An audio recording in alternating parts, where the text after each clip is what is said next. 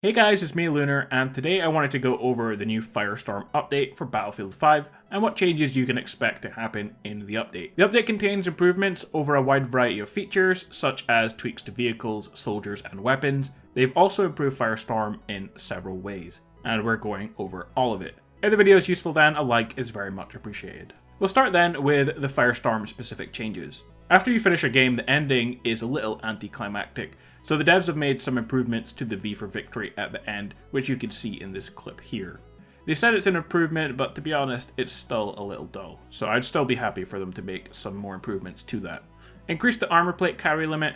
Based on player feedback, they have upped the carry limit to 5, so that should make things a little better for you players who are not happy with the previous limit. They've upped player health whilst downed. The devs felt that while it downed, it wasn't much effort to kill players, and more often than not, players had the opportunity to kill players, so they've made things a little more difficult and upped the player health while downed from 200 to 300.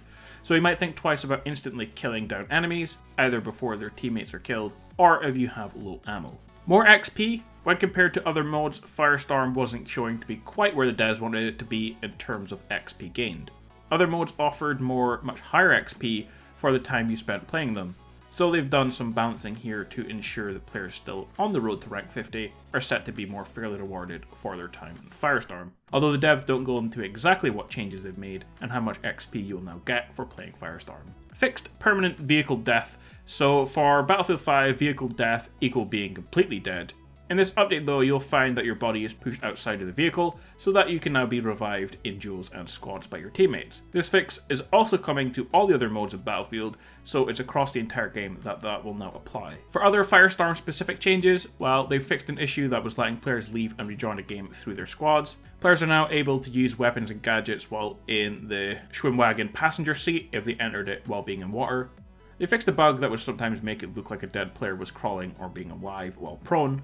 Fixed a bug that would cause a weapon to be unintentionally fired after reviving someone. A glitch that would enable players to bring a weapon from the lobby into the Firestorm match. The danger ping time duration has been increased from 7 to 10 seconds. And they changed the color of spotting flare radius circle in the minimap so that players wouldn't confuse it with an objective area. So for Firestorm, those are all of the specific changes for that mode. But the update does of course cover all of Battlefield, so I'm going to go over not every single change as there's a ton of them, but we will go over what you can expect when the game updates across the game.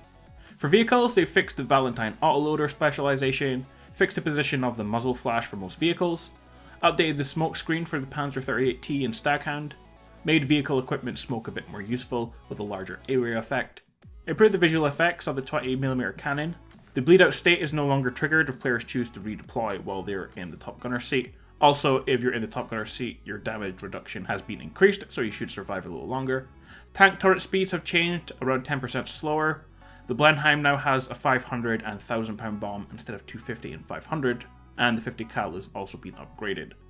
Hull gunner position has been added to the Flak Panzer 5, reduced the AA damage to fighters by 20%, lowered the audio volume of tanks who were very close to players, and improve the explosions and impacts effects from airplane machine guns and cannons. Plus there are a lot of other bug fixes and changes to vehicles.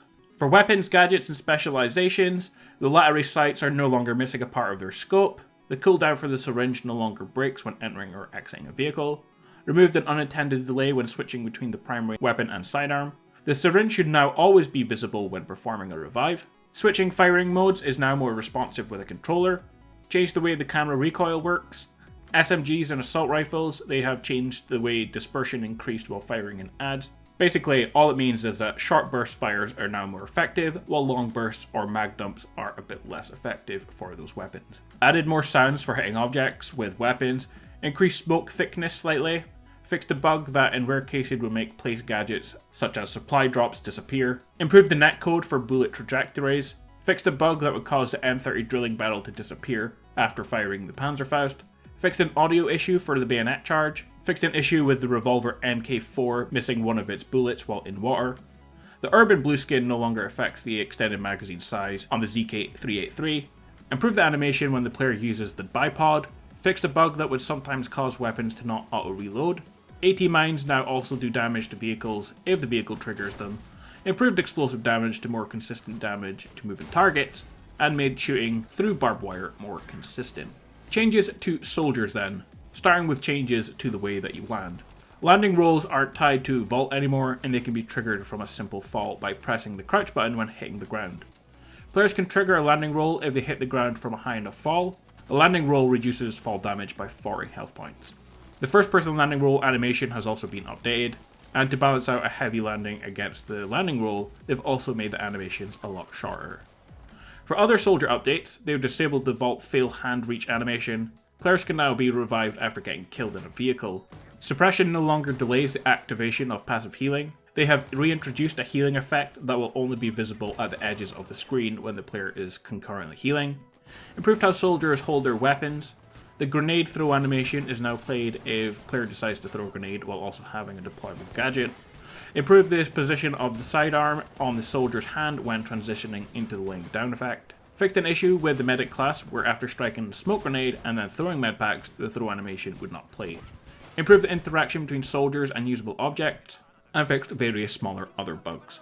For maps and modes, I'm not going to go over them. They've fixed a lot of visual glitches and collision glitches for most of the maps, such as missing rocks, or being able to exploit buildings that you were not supposed to go on, or areas where you could fall through the map. Finally, there's a whole bunch of changes, just smaller bug fixes again to user interface, HUD, options, assignments, and various other bug fixes. Again, I'm not going to go over them, as they're just a bunch of smaller other changes. They don't really affect anything. The only one really worth mentioning is they added a camera shake slider in advanced gameplay options that allows you to scale the strength of shakes between 50 and 100%. Currently it's set to 75%, so you could change that down to 50 if you prefer to have less camera shake, which I personally would, and you can find that setting under advanced gameplay options.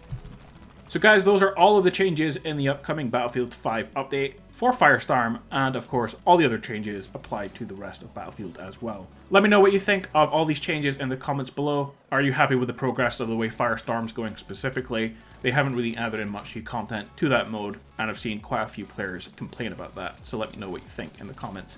I'll be back soon with more update videos, so make sure to subscribe and notifications on to see videos as soon as they release. Until next time guys, have an awesome day, peace out.